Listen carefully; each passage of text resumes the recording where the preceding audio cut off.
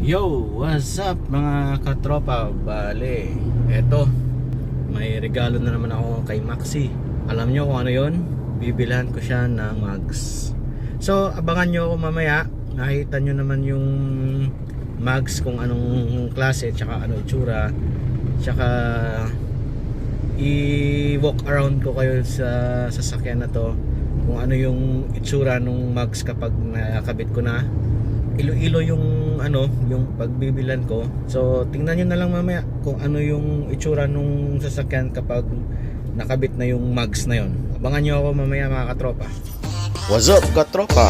Welcome to my channel. Please don't forget to like, comment, share, and subscribe.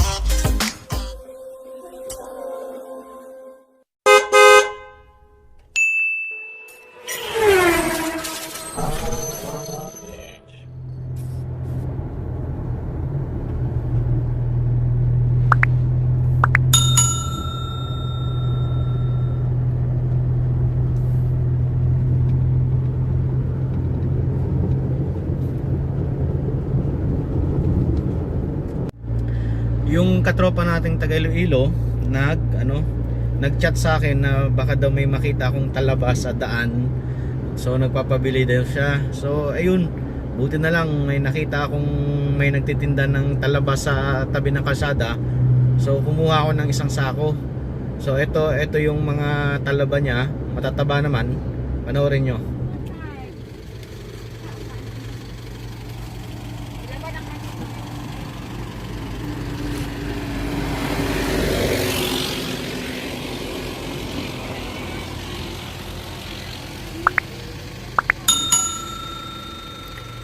Sa di man ginabuol yaw. Diyan malang o sa malayo pa? Sa Pinagong Dagat.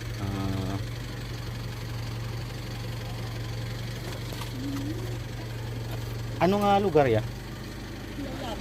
Batan. Abatan, Aklan. Tag pila kilo 20.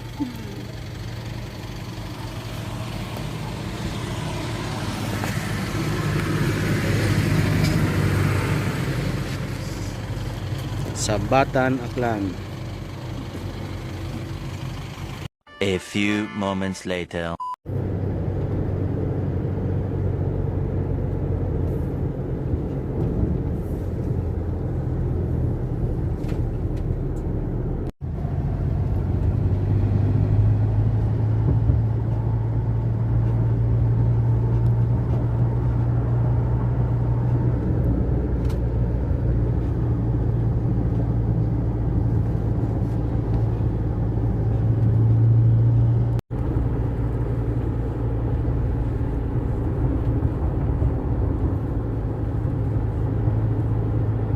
Six hours later.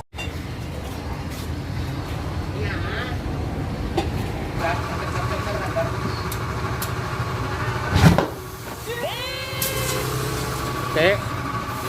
Tapos. Guwapo.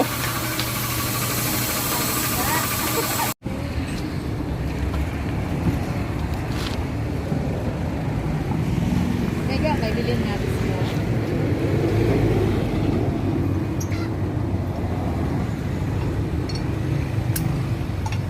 Yo, what's up mga katropa? Nagbabalik ako sa aking vlog. Ito na, kinapit ko na yung mugs na binili ko. So, ito yung itsura niya. Medyo lumapad at astig siya tingnan.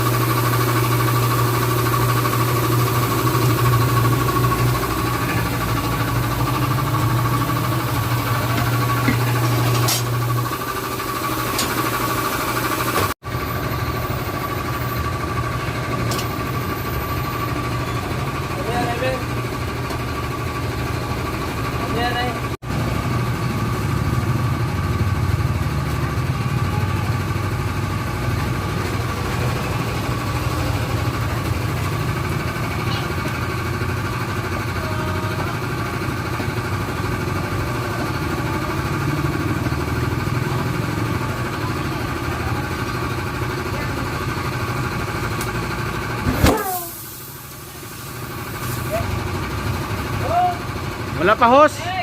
Hose?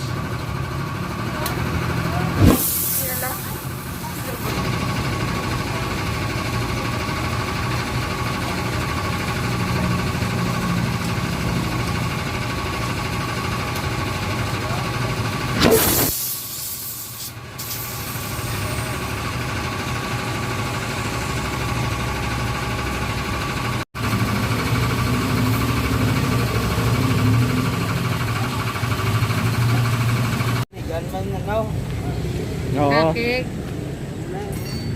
Butis may customer ko man. Ganun yan eh.